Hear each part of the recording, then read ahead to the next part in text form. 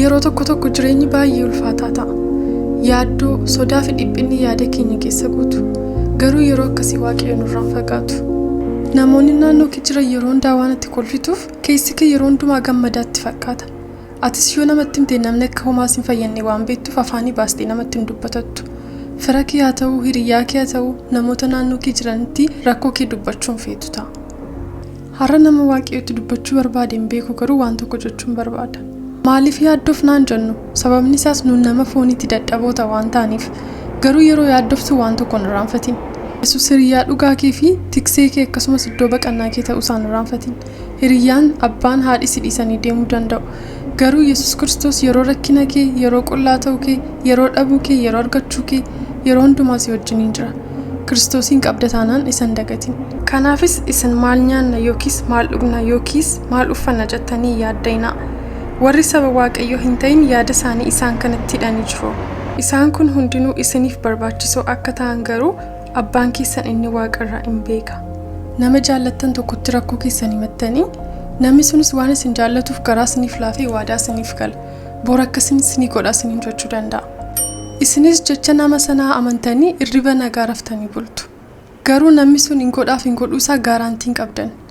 Imagine jecha nama foonii amantanii irratti of gattanii raftanii bultanii abbaan keessan immoo yeroo akkasii waadaa isinii galee gaaraantii isinii laatu shakkitanii yeroo dhiphettan. Kanaafiyyuu ati har'a jireenya yaaddoodhaan guutame keessa deddeebi'aa jirta yoo ta'e Waaqayyoon shakkaa jirta jechuudha. Kanaaf Yesuus jecha isaa kana keessatti yaaddeenaa jechuun isaa maal ibsa?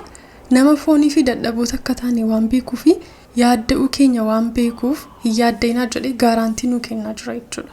Kanaaf Yesuus waa'ee nyaachuuf, waa'ee dhuguu, waa'ee uffataa, tootaalii waa'ee guyyaa borii keessa galuun kan keenya akka hin taane nutti dubbateera. Amma nama fooniitti gaafa rakkoo keessan himtanii hin yaaddeen isiniin jedhee dhiisuu danda'a.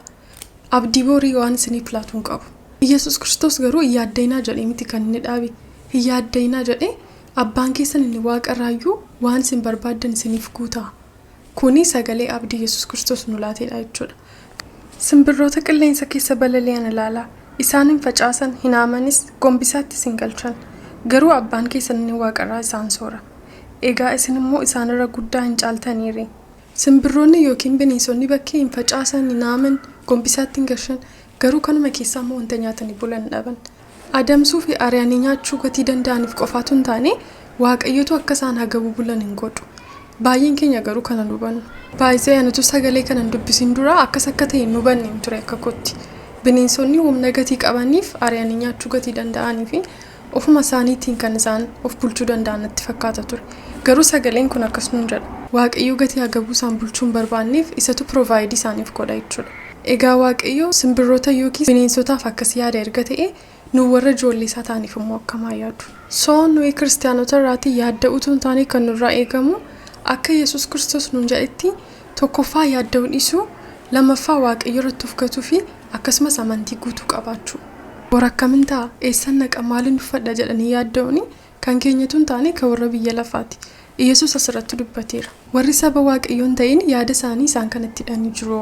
Sagalee kanarratti kan nuun hubannu warri biyya lafaa Yesuusii waan hin qabneef yaada kan biraan qaban waa'ee nyaachuu, dhuguu, sirbuu, uffachuu kana qofaadha yaada isaanii fi wantoota isaan dursa kennaniif. Nu warri Waaqayyoo hin qabnu garuu dursa kan nu kenninuu fi nyaachuu, dhuguu, uffachuu qofaatu hin taane waa'ee mootummaa Waaqayyooti jechuudha. Dursinee mootummaa Waaqayyoo yoo barbaaddanne waan hundumtu achuma keessatti argama. Utuu kan Waaqayyoo taanee jiru sagalee Yesuus abdiidhaaf nuuf kenne kanatti hin jiraannu taanaan garuu yaaddooma keessa deddeebina jireenyi keenya achis asis hin siqu jechuudha. Sababni isaa yaadda'uudhaani jireenya keenyatti tokkos lamas dabaluu waan hin dandeenyeef. Fakkeenyaaf warri hojjetaa mootummaa taatan kana beektu. Namni mootummaadhaaf hojjetu tokko yeroo fiildii dhaqu yookiin yeroo walga'iidhaaf gara biyya biraa deemu mootummaadha kan siree isaa, tiraanspoortii isaa, nyaata isaa danda'uuf. Iddoo hundaatti ta'ee isaan beeku garuu noormaali akka hin beekutti mootummaatu danda'aaf waan hundumaa. Akkuma kana mootummaa Waaqayyoo keessattis hojjechaa jirra taanaan waan hundumaa kan nu barbaachisu kan nuuf guutu Waaqayyoodha. Barumsi keenya irraa kana fakkaata ture torbee nagaa keessa oola.